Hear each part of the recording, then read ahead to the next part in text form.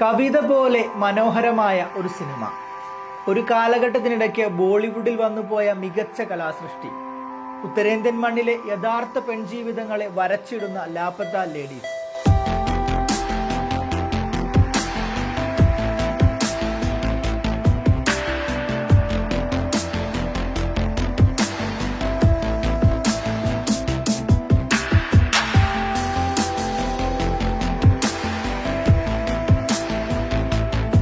നിർമ്മൽ പ്രദേശ് എന്ന സാങ്കല്പിക ഉത്തരേന്ത്യൻ ഗ്രാമത്തിൽ ശരാശരി സാമ്പത്തിക സ്ഥിതിയുള്ള ഹിന്ദു കുടുംബങ്ങളിൽ ജീവിക്കുന്ന സ്ത്രീകളുടെ വിദ്യാഭ്യാസം, വിവാഹം എന്നിവ രസകരമായി പറയുന്ന സിനിമയാണ് ലാപത്ത ലേഡീസ്.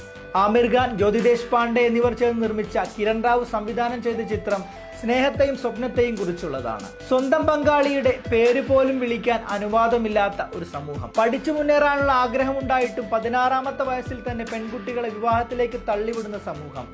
അത്തരത്തിൽ തീർത്തും അന്ധത ബാധിച്ച ചില മനുഷ്യരെ കുറിച്ചാണ് ലാപത്ത ലേഡീസ് സംസാരിക്കുന്നത്. മുഖം മറച്ച സ്ത്രീകൾ, നേരത്തെ വിവാഹം കഴിക്കപ്പെടുന്ന സ്ത്രീകൾ എന്നൊക്കെ വായിക്കുമ്പോൾ മുസ്ലിം സ്ത്രീകളെ മാത്രം ഓർമ്മ വരുന്നവർ നിർബന്ധമായും ഈ സിനിമയൊന്ന് കാണണം. അത്രത്തോളം ഇന്ത്യൻ സമൂഹത്തിന്റെ എല്ലാ സാംസ്കാരികമായ ചീഞ്ഞ ചിന്തകളെയും കിരൺ റാവു പൊളിച്ചെഴുതുന്നുണ്ട്. കാണാതായ ഭാര്യയെ കണ്ടുപിടിക്കാൻ അവളുടെ മുഖം മറച്ച ചിത്രം കൊണ്ട് ആളുകളിലേക്ക് ചെല്ലുന്ന ഒരു ഭർത്താവ്, ഗതാഗത സൗകര്യത്തെയും വിദ്യാഭ്യാസത്തെയും ജീവിത നിലവാരത്തെയും കുറിച്ച് ചർച്ച ചെയ്യുന്ന ധാരാളം സംഭാഷണങ്ങൾ. ഇങ്ങനെ എല്ലാം കൊണ്ടും ലാപത്ത ലേഡീസ് മികച്ച ഒരു സിനിമയാകുന്നുണ്ട്. ഫൂൽ, ജയ എന്ന 2 പെൺകുട്ടികളുടെ വിവാഹവും തുടർന്നുണ്ടാകുന്ന രസകരമായ സംഭവ വികാസങ്ങളുമാണ് ലാപത്ത ലേഡീസ് പറയുന്നത്. തനിക്ക് ലഭിച്ച അപരിചിത സാഹചര്യത്തെ ഉപയോഗപ്പെടുത്തി പാതി വഴിയിൽ മുറിഞ്ഞുപോയ ഉപരിപഠനം എന്ന സ്വപ്നത്തെ സാക്ഷാത്കരിക്കാനാണ് ജയ എന്ന കഥാപാത്രം സിനിമയിൽ ശ്രമിക്കുന്നത്. റെയിൽവേ സ്റ്റേഷനിൽ ഒറ്റപ്പെട്ടു പോകുന്ന ഫൂലിനാകട്ടെ തുണയാകുന്നത് ചായക്കടക്കാരിയായ മഞ്ജുമായിയാണ്. വീടിനുള്ളിലാണ് സ്ത്രീയുടെ ജീവിതമെന്ന് വിശ്വസിക്കുന്ന ഫൂലിന്റെ പഴഞ്ചൻ ധാരണകളെയെല്ലാം പൊളിച്ചെഴുതുന്നത് ഒറ്റയ്ക്ക് തൻ്റെ ഇടത്തോടെ ജീവിക്കുന്ന മഞ്ജുമായിയാണ്. ബോക്സ് ഓഫീസിൽ പാടെ പരാജയപ്പെട്ട ഈ സിനിമ പക്ഷേ OTTയിൽ മികച്ച പ്രതികരണങ്ങളാണ് നേടിക്കൊണ്ടിരിക്കുന്നത്.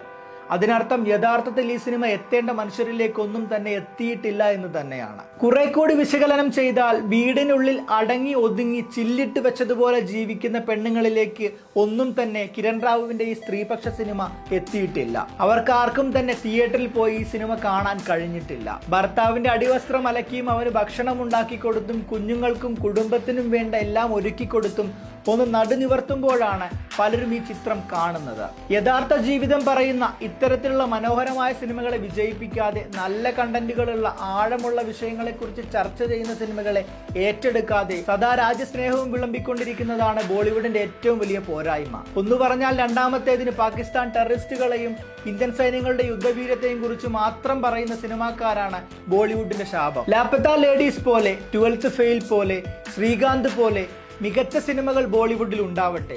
രാജ്യഭക്തരിൽ നിന്ന് ബോളിവുഡിനെ സംരക്ഷിക്കുന്നതിന് നിങ്ങൾക്ക് നന്ദി സംവിധായകരെ.